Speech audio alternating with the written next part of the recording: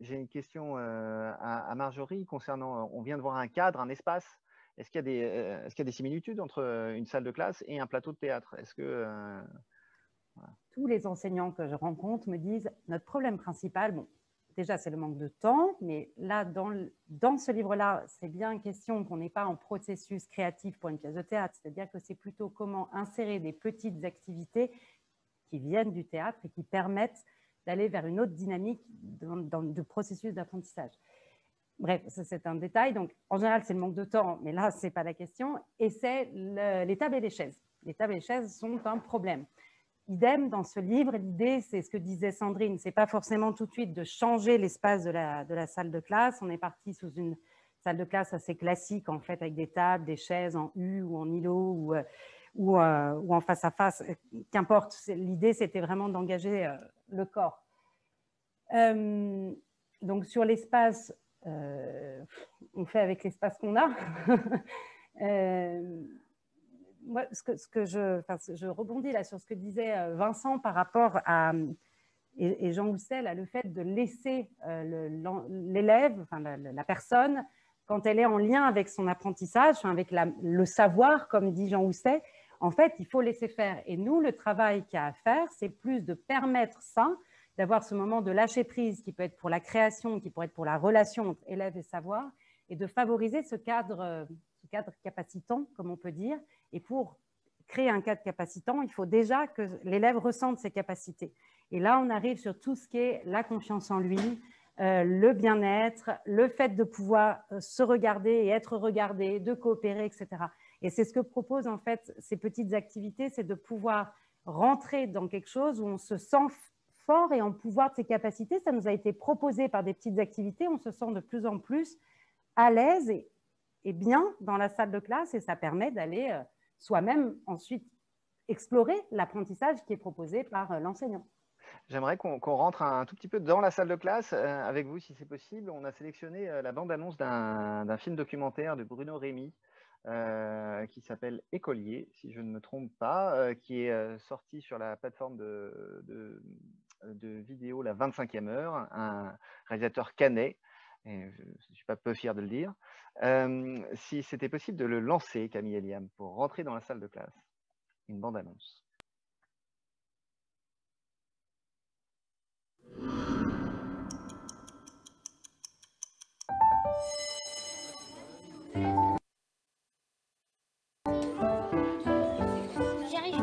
J'arrive les carrés, j'ai pas tout fait, mais les rectangles, je comprends pas. Ah bah, c'est ça la première chose à te poser comme question. Oui, mais là, entre le 0 et le 1. Attendez, attendez, Alors, doucement. 4 x 4. Attends, vas-y, j'aime trop le bruit. Et attention aux fenêtres. Mais ça te dégage. Je décalais pas. Oui, Hedwig, pourquoi tu commences à l'appeler Marie-Edwige? Très bien, Marie-Edwige. Ok. Combien de personnes, Nicolas, affirme-t-il avoir sauvé de la noyade? Alors là, il y avait un petit moment, on apprend que le début.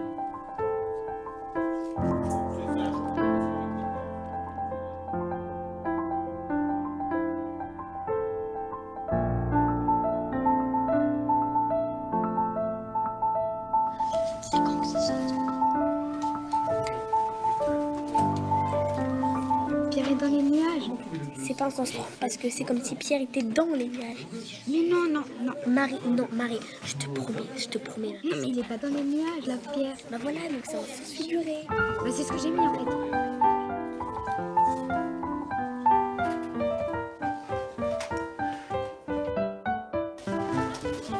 Oh, merci beaucoup, monsieur Mathias. Voilà, merci beaucoup pour cette incursion dans notre discussion d'adultes des élèves, dans leur visage et leur corps. Sandrine, est-ce qu'il y a un élément parmi tout, on voit énormément de choses, un élément qui retient votre attention dans cette bande-annonce?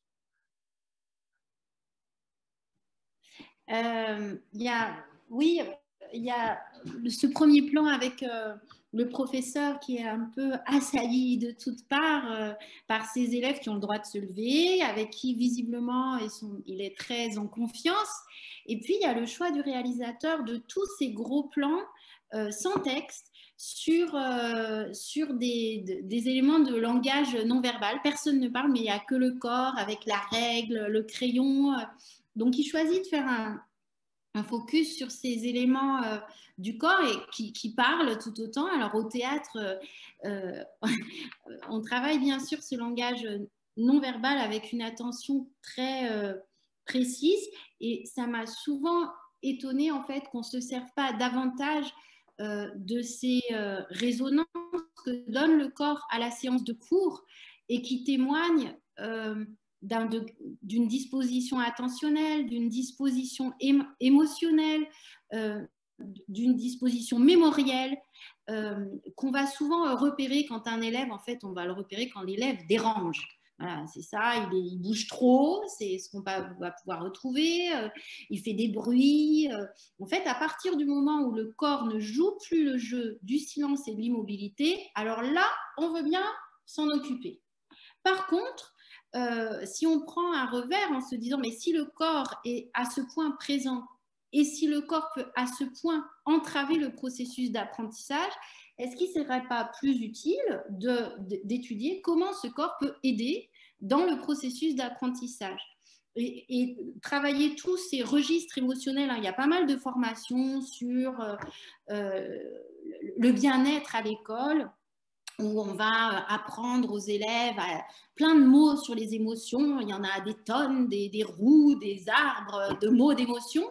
Par contre, le moment où on va leur faire expérimenter d'autres émotions, où ils vont pouvoir utiliser leur corps pour faire entrer en résonance ces émotions, ça c'est plus rare. Et c'est plus rare parce que peut-être que ça nous fait à nous plus peur, professeurs, à qui on nous dit dans nos premières heures de classe qu'il faut qu'on dompte nos élèves, qu'on ait l'air impassible, qu'on fasse preuve d'autorité, où nous-mêmes on est peu autorisés, peu incités à exprimer des émotions. L'invitation qu'on fait dans le livre, c'est à des moments dans la classe, sans décrocher du cours, sans ranger les tables et sans faire du yoga, d'intégrer la composante émotionnelle comme un moment du processus d'apprentissage.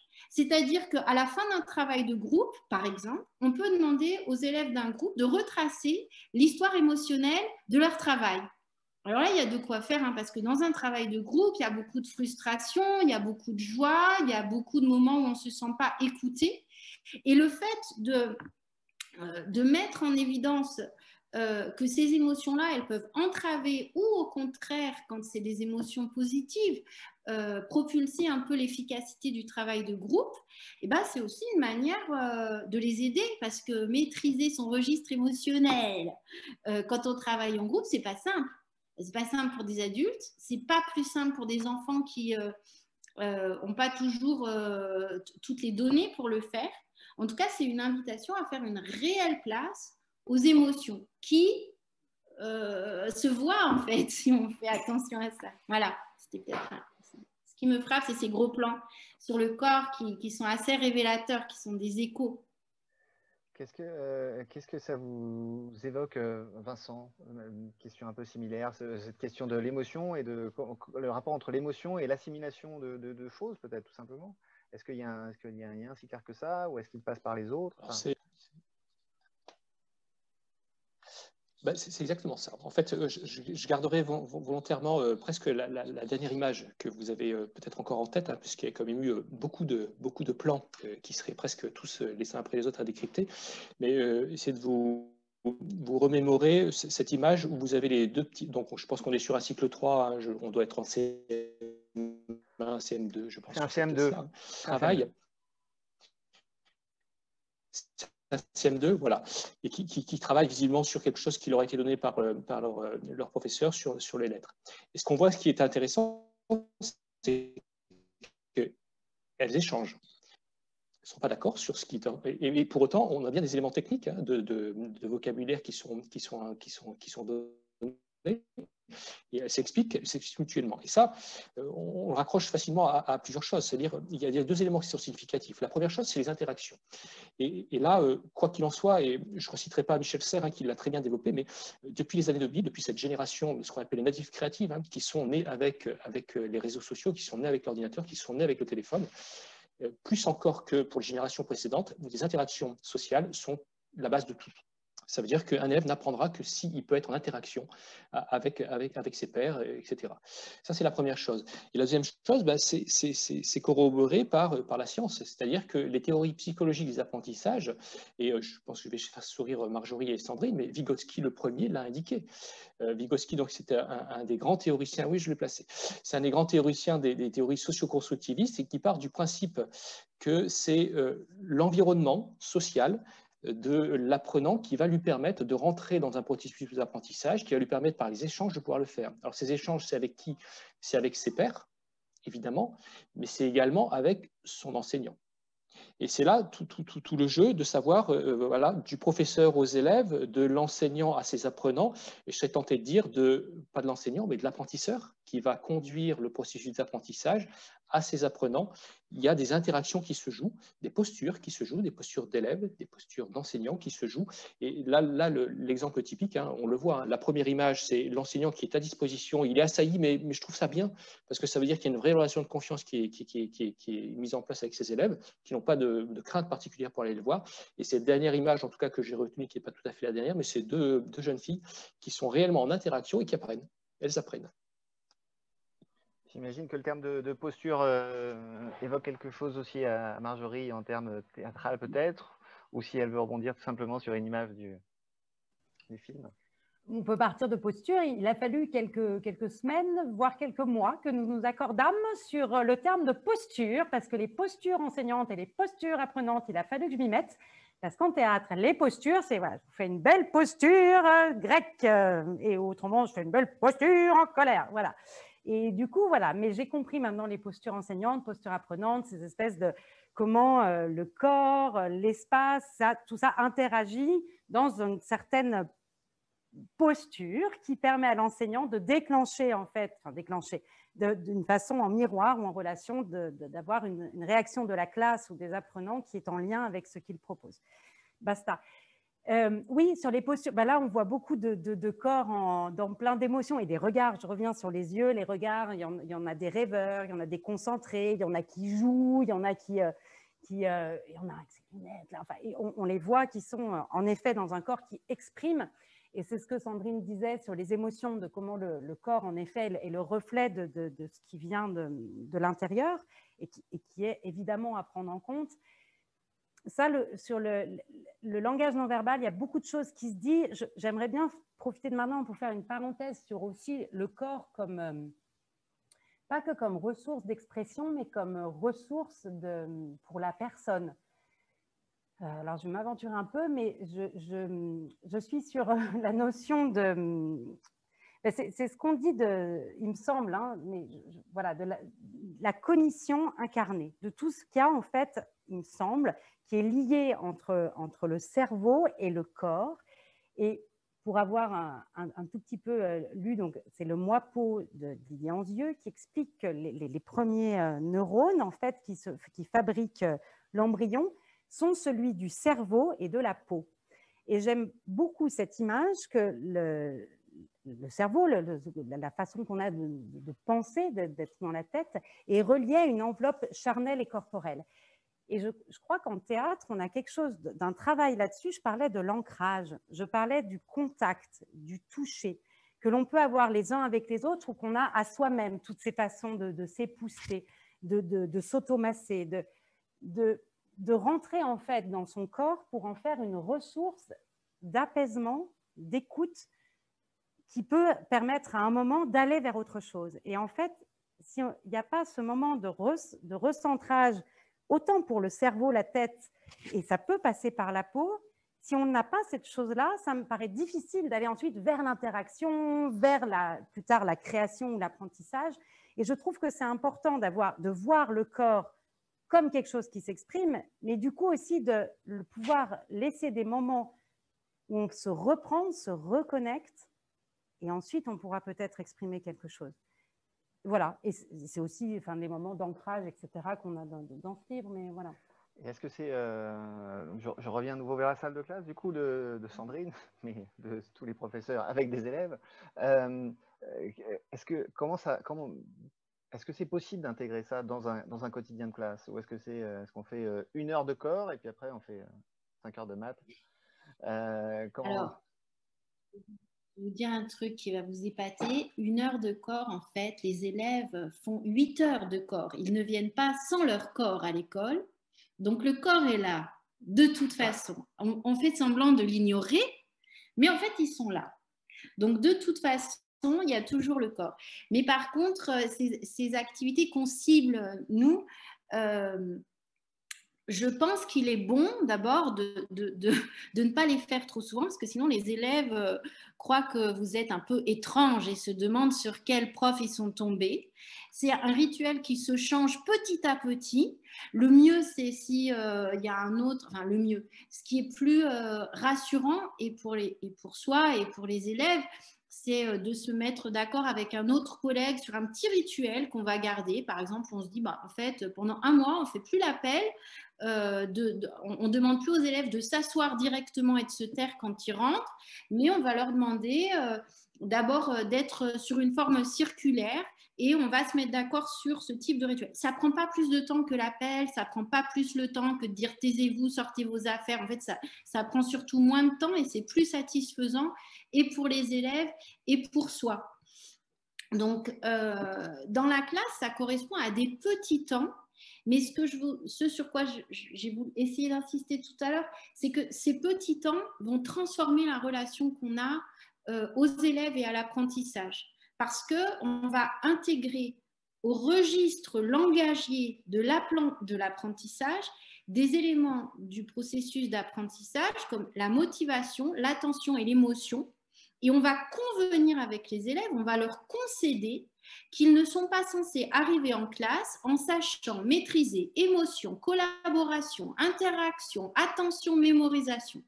On va considérer que c'est aussi notre travail que de les aiguiller sur ce chemin-là. Et la proposition que nous on fait, c'est de les accompagner sur ce chemin en passant par le corps. C'est, pour être très concrète, 5 minutes, souvent en entrée, fin de cours. Ça peut être en fin d'unité à l'intérieur d'une séance de cours. On vient d'apprendre plusieurs notions.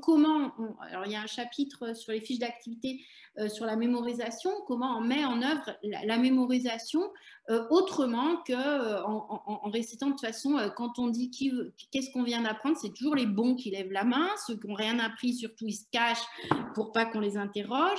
Et au final, on ne fait que valider un état de fait qui est foncièrement pas égalitaire. Par le corps et par le changement de disposition dans la classe, normalement, on génère quelque chose qui est beaucoup plus homogène dans la pratique de l'apprentissage. Je vais passer la parole un instant à Vincent, juste pour rappeler à tous ceux qui nous suivent, qui peuvent poser des questions dans le chat et qu'on les récupère ensuite pour la... Donc là, on arrive bientôt au bout de l'heure d'échange. Mais après, on a une demi-heure encore pour poser vos questions à nos invités. Vincent, vous vouliez réagir? Est-ce que c'est au programme, ça, comme compétence? Est-ce que apprendre à montrer ses émotions, à gérer ses émotions quand notre voisin de table nous énerve, est-ce que c'est au programme?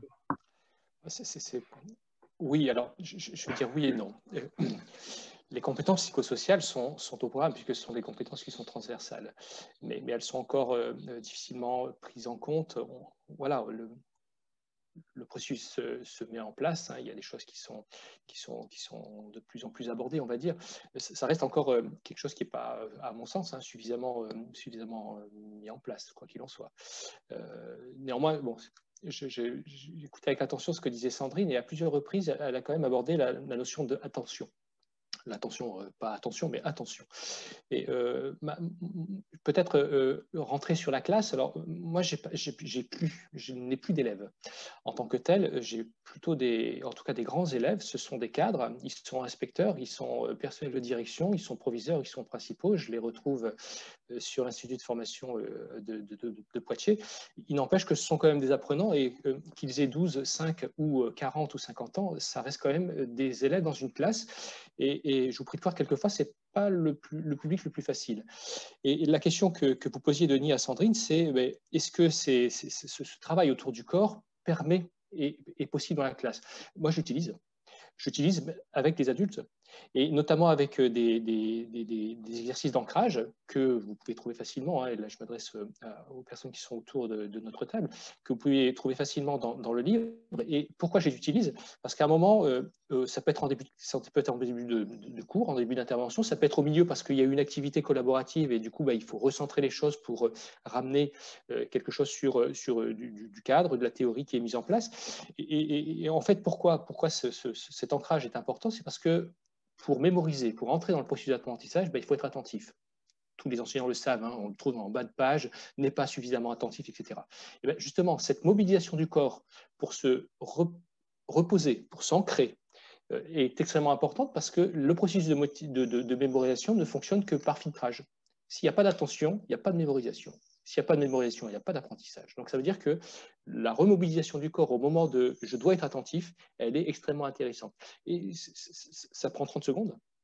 Et c'est surtout pas du temps perdu. Donc oui, dans la classe, en tout cas pour répondre de manière un petit peu distanciée à ce qui était posé à Sandrine, oui, non seulement c'est relativement simple à mettre dans la classe et chacun pourra s'approprier les exercices, hein, parce que certains sont peut-être plus distanciés de chacun d'entre nous, mais en tout cas ça fonctionne, et ça fonctionne aussi bien sur un petit qui va être en maternelle que sur un grand qui va avoir 60 ans et qui va être cadre d'éducation nationale.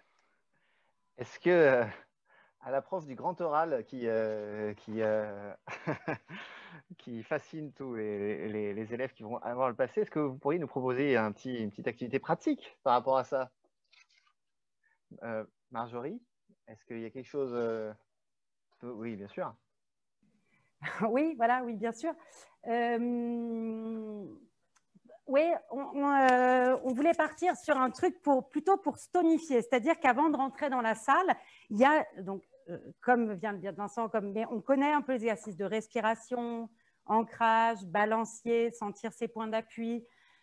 Tout ça, enfin, on connaît. C'est aussi dans le livre et c'est fondamental, mais on avait envie d'accentuer sur autre chose, qui est sur la tonicité du corps, de pouvoir arriver, on ouvre la porte et voilà, il y a quelqu'un, on est présent, comme on dit, hein, sur scène.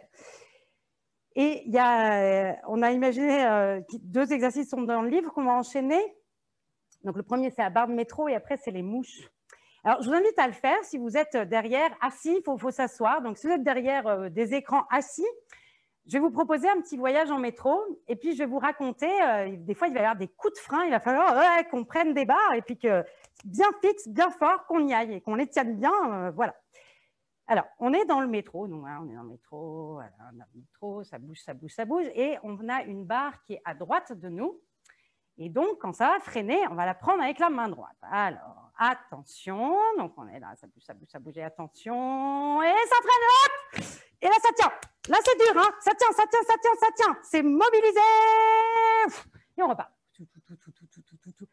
C'est super. Nathalie, merci d'avoir mis la caméra. Si vous voulez aussi participer avec la caméra, ça fait du bien. Donc, on prend le métro. Donc, on détend le corps. Hein. Ça sert à ça, les petits bloup, bloup, bloup. C'est pour détendre le corps en même temps. Hein. Ce n'est pas que pour faire, on est dans le métro, ça détend le corps. Maintenant, on va voir la barre à gauche. Donc, attention, on va prendre avec la main gauche.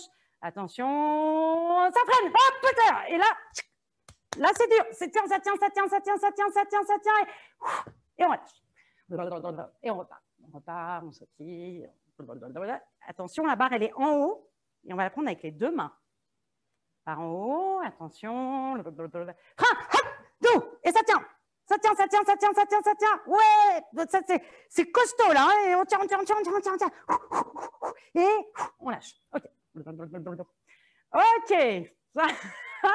OK. Fin du voyage de métro. Donc, super. Merci, vous pouvez rester si vous voulez pour les mouches, comme vous sentez. Hein, c'est au choix. Alors, il va y avoir des mouches, exactement. Nous allons d'abord avoir une mouche qui va être dans notre cadre. Vous allez la regarder et quand vous la voyez, hop, on l'attrape. Attention, c'est un geste ferme et tonique.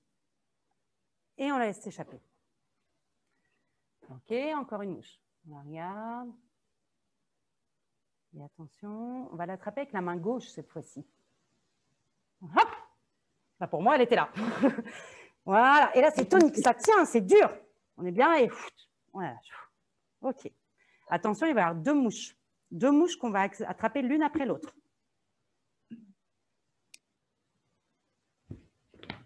Voilà. On tient. Et on tient. On tient. Oui. OK. Attention, 3 mouches. 1, 2, 3.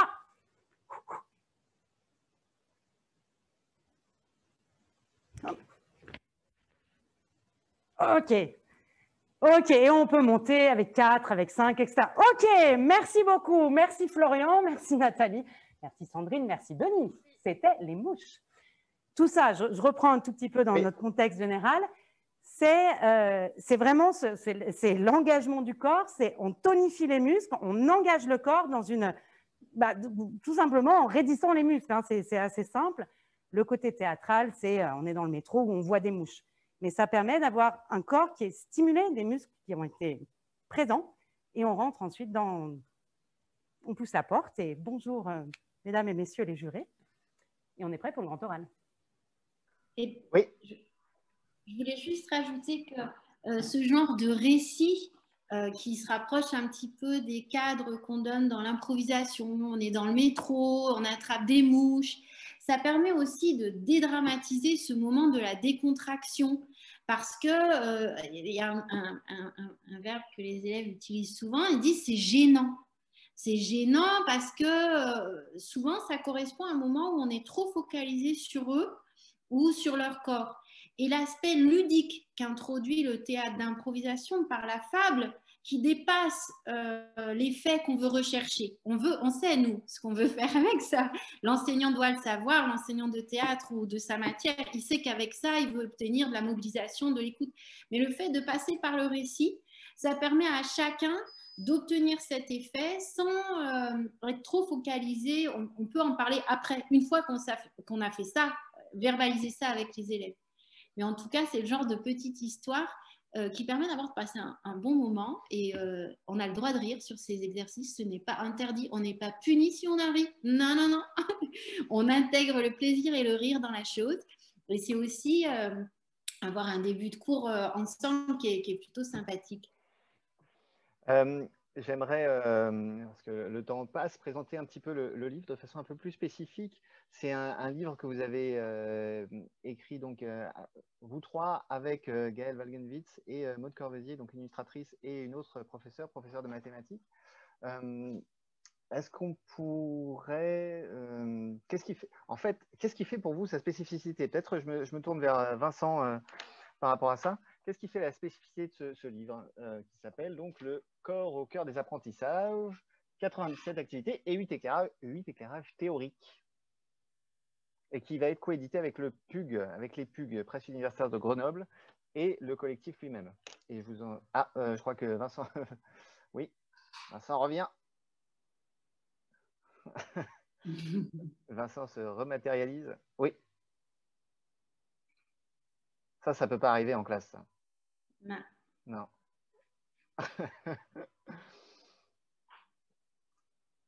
Vincent, je ne sais pas si vous avez entendu ma question. Du coup, qu'est-ce qui fait la spécificité de ce livre?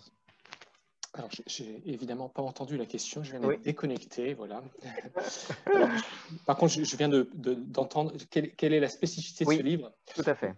Je pense, en tout cas, à mon endroit, c'est cet aller-retour qui est entre des situations, des exercices qui sont facilement à mettre en place dans la classe. Cet aller-retour avec comment dire, les fondements théoriques sur lesquels s'appuie l'ensemble de ces exercices et la possibilité qui est offerte, en dédramatisant les choses, de permettre à un enseignant de se dire, ben, voilà, moi j'en suis là, ça me semble intéressant, je peux l'expérimenter sans risque. Et une autre fois, de se dire, parce que le livre le fait de cette manière-là, hein, il y a vraiment des niveaux qui permettent de le faire, de se dire, bah, tiens, celui-ci, la prochaine fois, je vais aller un petit peu plus loin, parce que ça aura fonctionné. Et en ce sens, on est vraiment dans le principe du processus d'apprentissage, y compris pour l'enseignant qui met en place son scénario pédagogique, c'est laisser erreur. On essaie, et on apprend, on essaie et on apprend. Et je pense que la force de ce livre, c'est vraiment cet aller-retour entre le pratique, la théorie, le pratique, la théorie. J'aimerais que Camille et Liam mettent le lien vers un site, puisque c'est un livre particulier, on a entendu, parce que c'est un collectif, c'est rare d'avoir un ouvrage écrit par 5 auteurs de cette façon-là, et aussi parce que ce qui m'a marqué, c'est que les Les ouvrages collectifs existent bien sûr, mais souvent c'est des articles les uns après les autres. Et là, les parties sont généralement écrites par 2 auteurs en même temps. C'est-à-dire que la coopération va assez loin sur la présentation. Ce serait bien si on pouvait la voir en partage d'écran, vraiment. Donc il y a le lien, et vous l'aurez aussi après la présentation. Hein. On vous enverra tous ceux qui assistent en ce moment à cette table ronde et qui y participent recevront un message avec des informations, des sources, le film qu'on a montré et évidemment donc ce site. Donc c'est un ouvrage qui est à la fois collectif et en même temps qui fait appel au financement participatif. C'est une coédition, donc PUG Presse Université de Grenoble et collectif Corps enseignant, corps apprenant. Comment on fait pour écrire à 4 mains, peut-être si Marjorie ou Sandrine, ce qu'on vient d'entendre Vincent, comment on fait pour écrire, alors à 4 mains au minimum, hein, puisque on avait 10. Moi, je suis tentée de prendre la parole. Vas-y. Pour avoir un peu sollicité les gens à cet endroit. Le point de départ, c'était l'idée de ne pas écrire sur son territoire avec des gens qui partagent absolument et de manière inconditionnelle les mêmes idées, qui se trouvent au même endroit que soi, donc d'être dans un espèce d'entre-soi de conviction. C'est-à-dire, on a essayé sur chaque chapitre d'avoir une coécriture ou des relectures de l'un d'entre nous qui se situait à un autre endroit de la classe, un autre endroit du théâtre, un autre endroit de la théorie. Alors forcément, ça frictionne. C'est pas forcément agréable au départ d'avoir le retour de quelqu'un qui ne comprend pas de fait, qui ne parle pas de la même manière, qui n'a pas les mêmes entrées. Mais c'était un peu la manière qui nous a semblé la plus cohérente d'essayer de faire des propositions qui sont réalistes, tenables du côté du théâtre d'improvisation, tenables du côté de la classe. L'idée, on avait tous un peu cette idée, on ne veut pas, par rapport à nos pairs et de l'endroit où on vient, que ce livre ne nous représente pas. Et je crois que c'est ce qui est le gage justement de la qualité de cette interdisciplinarité. Donc, on écrit à plusieurs, on discute pendant des heures, on se corrige. Et les presses universitaires de Grenoble nous ont aussi aiguillés pour avoir une certaine clarté ou une certaine manière de présenter les choses. Donc, c'est un travail en friction. Donc c'est un ouvrage auquel vous pouvez, enfin tous ceux qui assistent à cette table ronde et de façon générale peuvent participer. Il y a une campagne de financement participatif qui permet d'être coéditeur du livre et de permettre tout simplement à ce livre de se faire. Et il doit sortir en octobre, donc c'est pour très bientôt. Et si vous voulez avoir votre nom dans le livre, il faut participer maintenant à la campagne de financement. J'ai une dernière question avant de passer vraiment la parole aux participants. Est-ce que ce livre n'est pas obsolète finalement, Marjorie Nadal, à l'heure du tout numérique finalement? Est-ce que faire un livre qui s'appelle Le corps au cœur des apprentissages? Absolument pas. Ce livre ne sera jamais obsolète dans le sens où le corps, c'est quand même la base de l'humain, de l'humanité. Il y aura toujours du corps. J'espère qu'il y aura bien toujours des endroits d'apprentissage, que ça s'appelle école, que ça s'appelle centre de loisirs, que ça s'appelle atelier, vous les appelez comme vous voulez, je m'en fiche. Mais il y aura des endroits d'apprentissage où par la coopération et le fait de faire ensemble, ce qui soutient donc beaucoup de choses dans le oser, dans l'attention, dans l'écoute. Coopérer, ce n'est pas simple, hein, ça demande beaucoup de choses.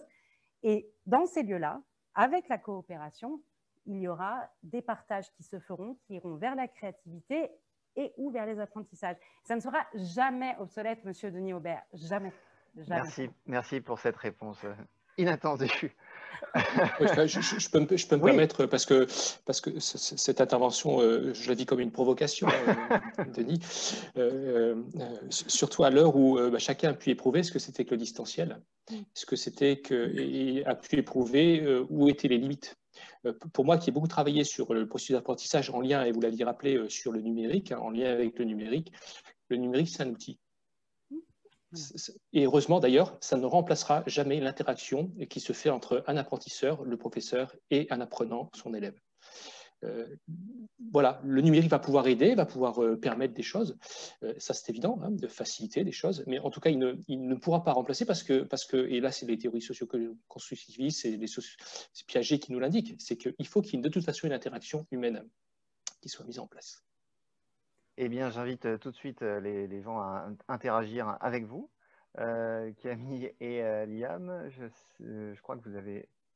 Donc, je n'ai pas regardé le chat, mais j'imagine que vous, oui. Donc, vous pouvez soit donc Camille et Liam, si vous pouvez dire quelle personne ou quelle question. Alors, on n'a pas du tout de questions. Ah, il faut que tu coupes. C'est moi. C'était la voix. Alors, on n'a pas du tout... Ah non, pas encore.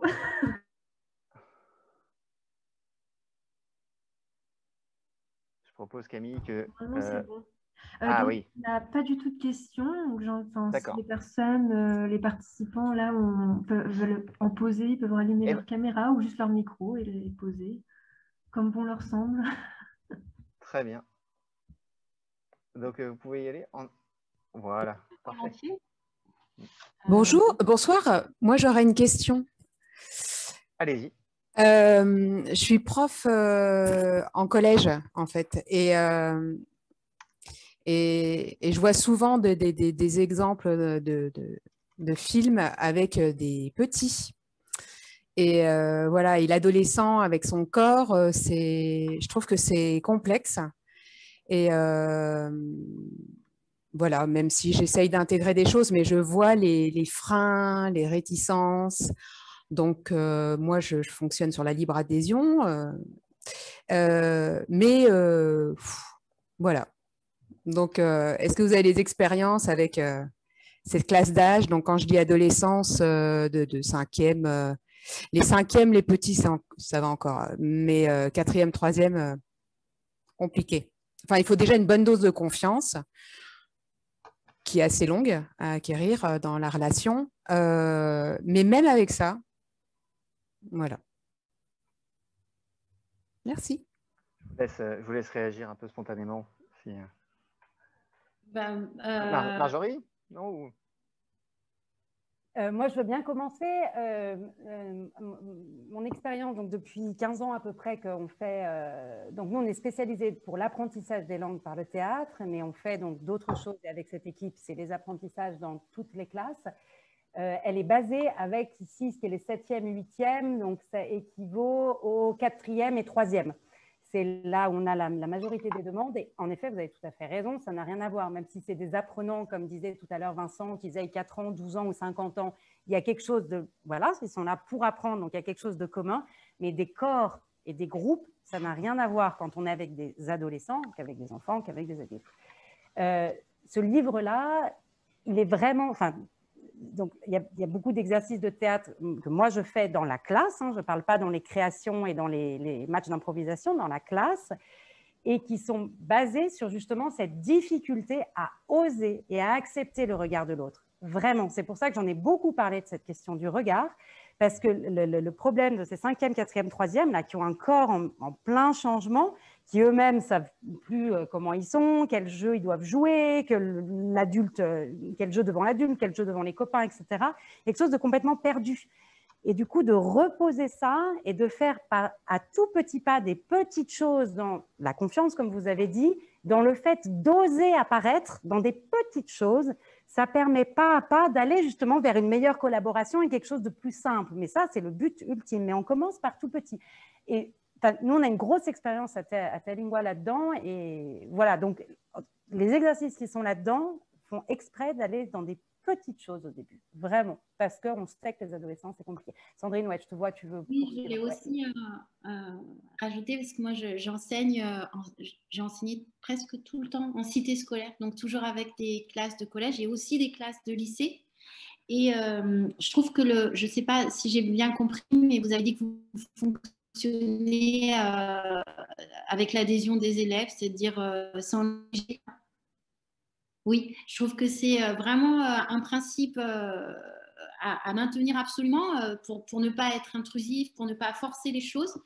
après, le fait de fonctionner sur des petits exercices qui sont proposés collectivement, mais sur des temps qui sont normalement habités par un rituel de classe, c'est-à-dire remplacer l'appel qu'on fait tous les jours, hein, par une forme qui va engager le corps, d'abord en restant sur un système frontal. Le prof est devant et ils sont tous face à vous, mais on va faire cet appel avec un système d'écoute, avec un système où chacun dit son nom. Je ne sais pas pourquoi c'est toujours les profs qui disent les noms, pourquoi les gens ne peuvent pas dire leur nom tout seuls. Et le fait de le faire pas à pas, collectivement, sans exposer tout de suite l'élève au regard, c'est quelque chose qui porte. Et par exemple, sur ces appels qu'on a introduits dans le livre qui s'appelle des appels en relais, il y a aussi ce moment où on précise bien, mais si un élève ne veut pas dire son nom, l'élève va dire, Célina est là aussi ce soir. On va prendre le relais et on dira, la prochaine fois, peut-être que Célina aura envie de dire son nom. Et je vous assure qu'au bout de 2 fois, elle a envie de dire son nom parce que il y a quelque chose les élèves ont envie d'être dans ce collectif. Quand ils voient que ce collectif marche et qu'on les prend en compte, même avec leur silence, même avec leur absence, et qu'on fait aussi dans l'appel en relais, le professeur, c'est ce qu'on préconise, hein, le professeur va dire les prénoms des élèves qui ne sont là mais qui n'ont pas voulu ou pu le dire, et puis on va dire aussi le nom des absents. Et on remarque qu'aujourd'hui, il y a un tel. Alors souvent, on les coche sans dire qu'ils ne sont pas là, quoi. De savoir qu'on a vraiment une place à l'endroit où on est, émotionnellement, ça peut les pousser. Donc, en tout cas, je pense que le chemin est à suivre. Et vous disiez, dans cet âge très particulier, justement, mais je pense que vous posez la question pour ça, c'est parce que vous avez aussi senti que c'était un âge où, justement, parce qu'il y a cette préoccupation-là, il y a un besoin d'outillage pour les élèves pour gérer ces changements. Donc, j'invite tous ceux qui le souhaitent à demander à Technique de leur ouvrir la caméra comme Philippe Saïd vient de le faire. Donc, l'hôte technique. Et peut-être avant de passer la parole à Philippe, je pense qu'il voulait poser une question ou commenter quelque chose. Et il y a une personne qui demande le tracé du chemin émotionnel pendant un cours qui a interpellé. Carole. Oui, c'est la question que je voulais poser à Sandrine. Sandrine, je n'ai pas bien compris. Alors, c'est super intéressant. C'est un exercice qu'on propose dans le chapitre sur la collaboration et en croisement avec le chapitre sur les émotions. On propose comme bilan d'un travail de groupe aux élèves de tracer. Alors, avec des choses qu'ils ont, hein, il y a des gommes, on peut faire un tas de crayons quand ça a posé problème, on peut mettre une règle toute droite quand quelqu'un s'est énervé, de faire un bilan, mais visuel, avec les outils qu'ils ont, de ce qui s'est passé dans le cours, et ensuite de le commenter.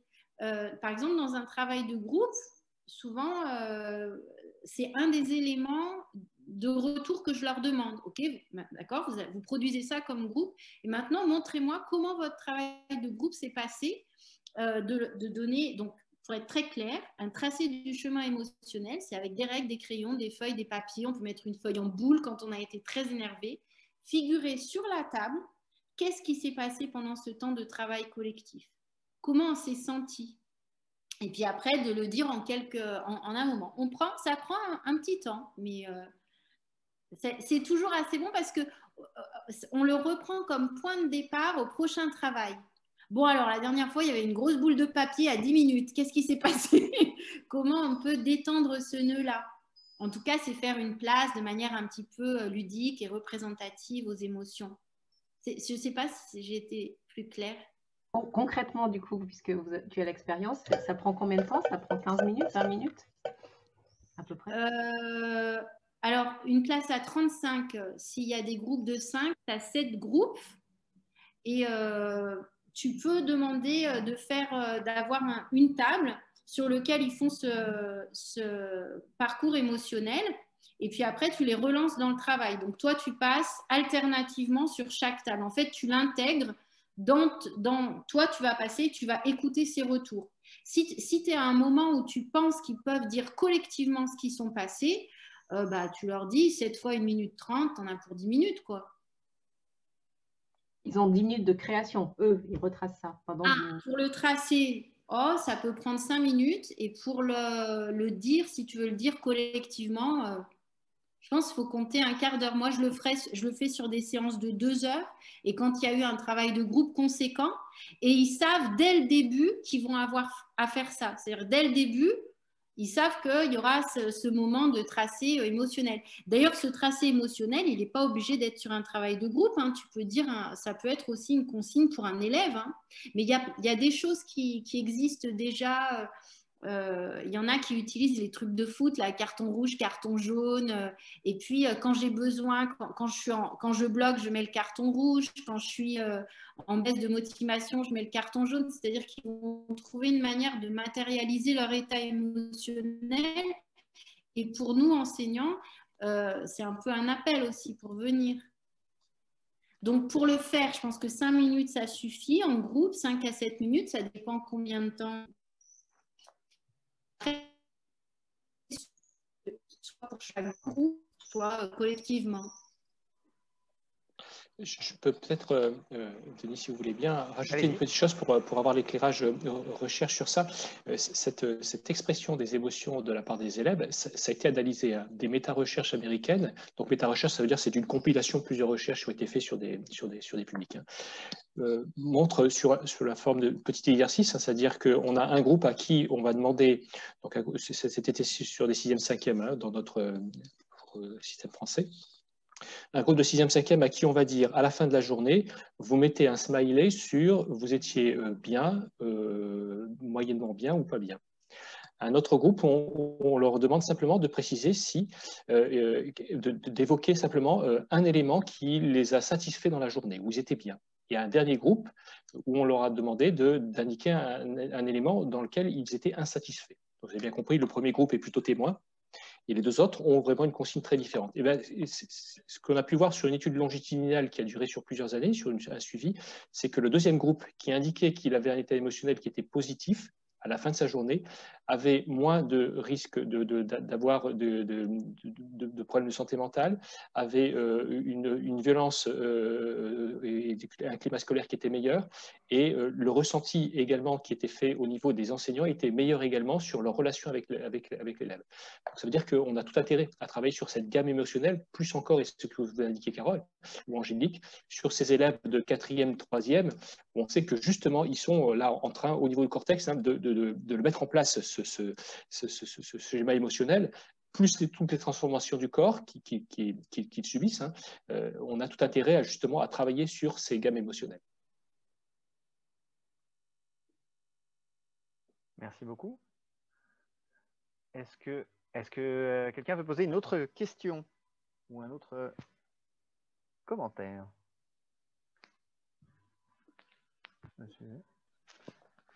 Bonsoir tout le monde. Je pense que vous m'aviez coupé le micro parce que vous savez que je suis bavard et que l'autre fois je me suis lâché un peu. Non, je voulais juste dire que je suis très content quand j'ai reçu le mail de Marjorie de voir que c'était 72% voilà, du budget. Encore une fois, je vous félicite pour tout ça parce que c'est un super boulot que vous faites. J'entendais tout ce que vous disiez sur l'apprentissage en cercle comme ça et pas forcément et cassé avec la verticalité qu'on a en général dans les écoles. C'est évidemment ce qu'on fait dans les ateliers ou quand on intervient dans un bahut ou dans une entreprise où on nous demande de faire de la prise de parole en public. Évidemment, mais ça ne se fait pas du jour au lendemain. En tout cas, c'est bien de vouloir casser les codes un petit peu dans le bon sens du terme. Vraiment, encore une fois, je vous félicite toutes et tous. Et puis, une spéciale dédicace, je suis très ému parce que je retrouve Florian Santos qui était à la Lili pendant un moment avec nous. Donc voilà, qui a fait de l'impro avec nous, comme quoi c'est rigolo. Ça fait, c'est pas vu depuis 20 ans, ou 15 ans, je ne sais plus, bref, à Iskash. Non, salut Florian. Voilà. Et Denis, mes félicitations, vous êtes un très très bon animateur. Voilà, c'est bien. Merci beaucoup. Comme on a le même coiffeur, je me permets d'en parler. Et tout à fait. Denis, peut-être on peut présenter Philippe et Philippe Saïd dans l'ouvrage. Je te laisse faire en tant que modérateur. Là, ça me fera assez plaisir quand même. Philippe Saïd, donc champion du monde d'improvisation théâtrale, faut-il le rappeler, postfacier de cet ouvrage et non seulement un grand improvisateur, mais aussi un grand pédagogue avec qui on a eu le plaisir de découvrir beaucoup de choses autour du théâtre et pas seulement autour du théâtre d'improvisation, mais autour de la vie de groupe et de l'animation de groupe.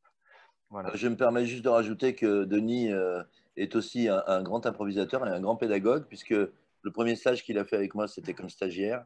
Et l'année d'après, il était prof donc, avec moi. Donc, c'est quand même assez extraordinaire. Il a sauté des étapes comme quoi la hiérarchie, enfin, la chronologie n'est pas nécessaire. Et vraiment, Marjorie et Denis, c'est pas parce que je vous aime que je vous dis ça, mais je trouve que vous faites… Non, mais vous pouvez rire. Hein. Alors vraiment, Sandrine, je trouve ça petit de rire sur mes conneries. Je trouve super le boulot que vous faites et à Berlin, puis bientôt en France, d'après ce que j'ai lu la Pravda, on m'a dit que voilà. Bravo à tous les 6 et bravo à l'animateur Aubert. Merci beaucoup, Philippe. Peut-être Denis, si vous permettez, faire oui. un lien, puisque Philippe Saïd est une des personnes qui a préfacé le livre, mais c'était une des questions que vous m'aviez posées sur quelle est la spécificité ou la plus-value du livre, c'est de montrer également que, j'avais indiqué, ces interactions, et on le retrouve avec ces interactions, puisque Philippe Saïd, comédien, mais également Damien Tessier, qui est maître de conférence, justement spécialiste sur les processus d'apprentissage et sur le bien-être, etc., et Joël Aden, qui est également dans son domaine, fait le lien avec le théâtre. Donc on a à la fois la pratique théâtrale qui est présente, l'universitaire qui est présent, et l'objet a été, nous, de permettre de rassembler le tout pour que ça puisse rentrer dans la classe. Merci encore pour ce retour. On a Carole qui souhaitait poser une question. Je veux bien après Aïcha parce qu'elle était avant moi. Ah, merci. Oui, bonjour. Bonjour à toutes et à tous. On vous entend. Merci. Oui, vous parvenez à m'entendre, super. Désolée, je ne peux pas mettre la caméra. Pas de problème. J'avais une question à vous soumettre. Effectivement, je me présente comme animatrice d'atelier philo. Et tout à l'heure, mon attention s'est portée sur le propos de Sandrine lorsqu'elle présentait la démarche générale d'un cours où on avance en sous-unité. Et il est important de pouvoir recentrer l'attention des élèves. Et pour ma part, dans mes ateliers philo, justement, il y a différentes étapes, la conceptualisation, l'argumentation, forcément, qui est le cœur de l'activité. Et on arrive à la problématisation, où là, on arrive à une étape qui engage l'interactivité et la coopération des participants. Et effectivement, je souhaitais recueillir de votre part des petites astuces pour permettre à ces participants on va dire, voilà, d'ancrer leur corps sur place, puisqu'on est dans une dynamique de cercle, hein, on n'est pas du tout dans un schéma vertical. Mais effectivement, plus on avance dans l'atelier philo, plus la pensée va être sollicitée, et l'attention a fortiori.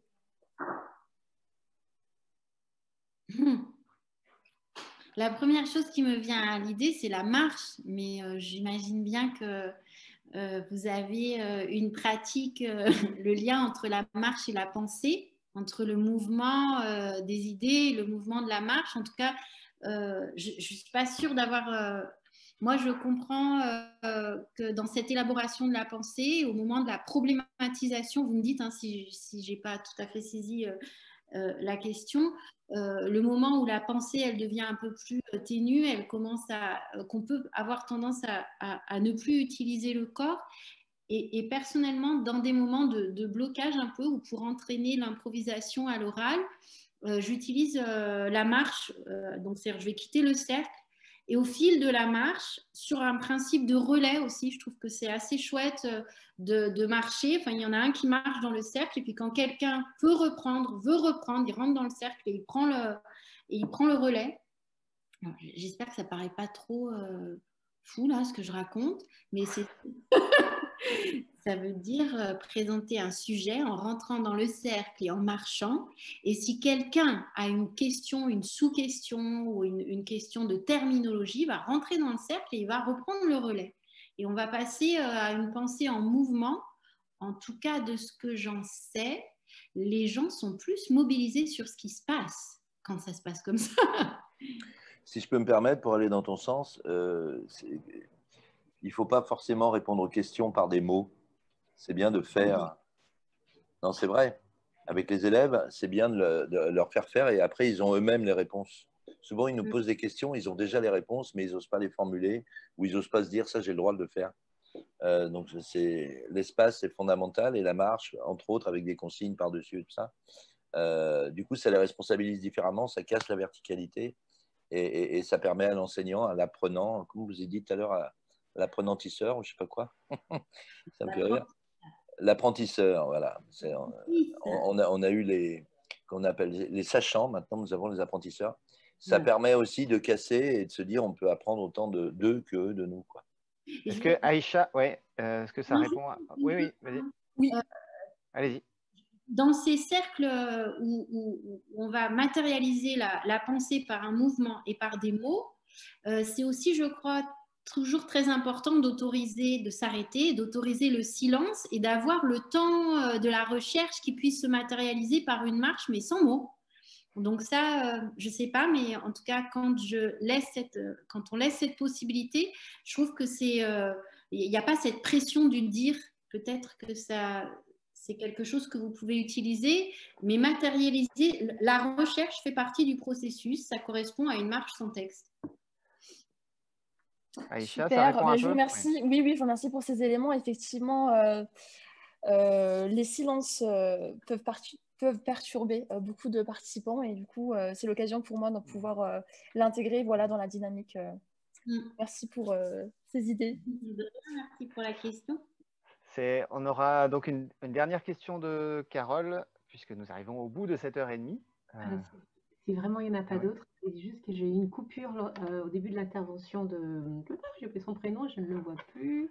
Sur l'expérience aux États-Unis, on a posé les questions sur la méta-analyse qui avait été faite aux États-Unis, oui. Et les 3 premiers points, je ne les ai pas entendus en fait. Si vous pouviez juste les sur les 3 groupes en fait de l'expérimentation, c'est ça? Un premier groupe, le premier groupe qui était le groupe test, qui devait simplement à la fin de la journée exprimer par un smiley « je suis très content »,« je suis moyennement content » et « je ne suis pas content ». Le deuxième groupe qui devait indiquer une chose positive qui s'était passée dans la journée et le dernier groupe une chose négative. Et ce qu'a montré la méta-analyse, c'est que c'est le deuxième groupe qui montrait une chose positive, donc qui avait mobilisé la mémorisation d'une gamme émotionnelle positive qui produisait en fait quelque chose qui était très intéressant en termes de santé mentale, climat scolaire, etc. Merci, merci beaucoup à tous et à toutes. Je crois que nous arrivons au bout de cette table ronde. Quelques mots de remerciement, je sais c'est toujours trop court, mais vous aurez l'occasion de continuer à lire le livre, bien sûr, en octobre. Et il y aura d'autres tables rondes, je crois bien, autour des auteurs de Mime Marjorie Nadal, avec talent. Et voilà, donc on n'est pas au bout des échanges en tout cas. Merci beaucoup à la Maison de l'Apprendre pour cette carte blanche, de nous avoir ouvert la porte et les fenêtres pour cette table ronde. Merci à Camille et Liam, assistantes techniques du centre Créal, de nous avoir permis aussi de parler et de diffuser tous ces documents au fur et à mesure. Merci bien sûr à Marjorie Nadal, à Sandrine Bourrin et à Vincent Dupéillage d'avoir été avec nous ce soir et à vous tous et toutes qui avez fait que cet événement a vraiment eu lieu.